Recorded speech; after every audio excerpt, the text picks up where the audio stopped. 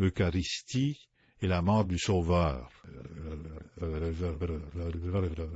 Et sous quelque aspect que nous considérions la Sainte Eucharistie, elle nous rappelle de manière frappante la mort de notre Seigneur. C'est à la veille de sa mort qu'il institua, durant la nuit même où il fut trahi, Predicam patertur notre trabatur. Le nom qu'il lui donne est le testament en son sang. Ont testamentum et sanguine mot. L'état de Jésus est un état de mort, apparaissant à Bruxelles et à Paris en 1290 et en 1369. Il montra ses plaies comme notre divine victime. Il est sans mouvement, sans volonté, comme un mort qu'il faut porter. Autour de lui règne le silence de la mort. Son autel est un tombeau, car il contient les ossements des martyrs. La croix le surmonte. La croix le désigne comme elle désigne les tombeaux. Le corporal qui enveloppe la Sainte Hostie est un autre linceul, novum sudarium. Quand le prêtre se revint pour le sacrifice, il prend les insignes de la mort. Tous les vêtements sacrés sont ornés de croix. Il porte l'emblème sacré sur sa poitrine et sur son dos. Toujours la mort, toujours la croix. Tel est l'état de l'Eucharistie considérée en elle-même.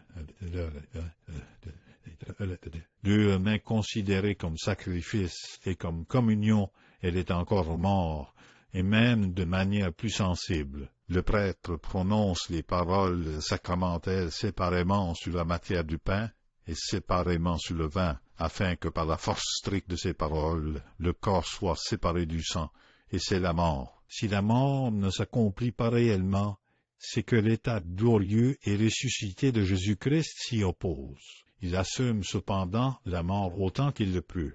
Il prend l'état de mort, et nous le contemplons comme l'agneau immolé pour nous. Ainsi Jésus-Christ, par sa mort mystique, continue le sacrifice de la croix, ainsi renouvelé des milliers de fois pour les péchés du monde.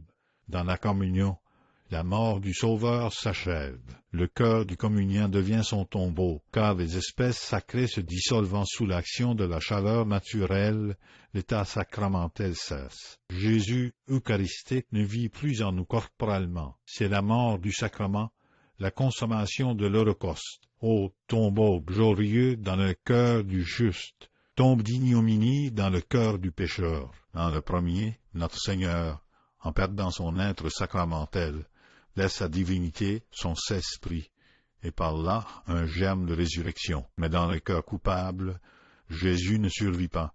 La fête de l'Eucharistie est frustrée. La communion devient alors une profanation. C'est une mort injuste et violente, infligée à notre Seigneur, crucifié par de nouveaux bourreaux. 3. Pourquoi notre Seigneur a-t-il voulu établir une relation si étroite entre le sacrement de l'Eucharistie et sa mort? D'abord, pour nous rappeler ce que lui a coûté son sacrement.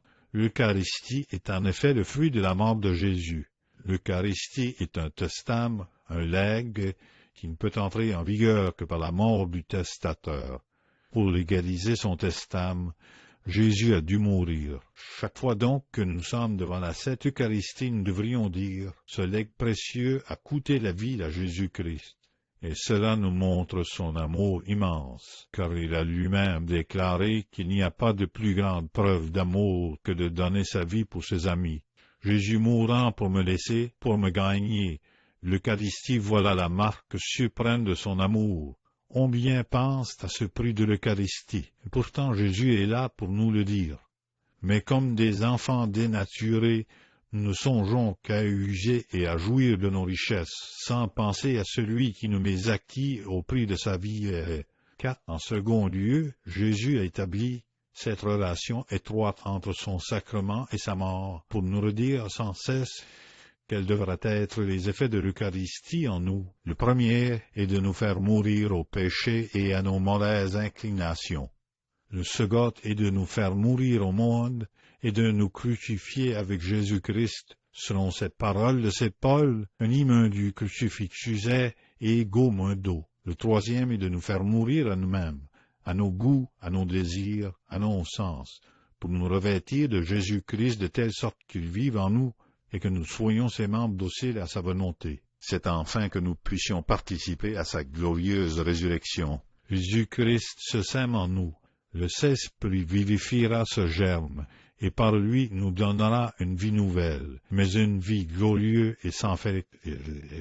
Telles sont quelques-unes des raisons qui ont conduit Jésus-Christ à entourer des insignes de la mort ce sacrement de vie, ce sacrement où son amour triomphe. Il veut mettre constamment sous nos yeux ce que nous lui avons coûté, et ce que nous devons faire pour correspondre à son amour. Oh, Seigneur, disons-lui avec l'Église, toi qui nous as laissés dans ton admirable sacrement un si vivant souvenir de ta passion, accorde-nous de traiter le mystère sacré de ton corps et de ton sang avec un tel respect que nous méritions d'éprouver constamment en nous les fruits de ta rédemption.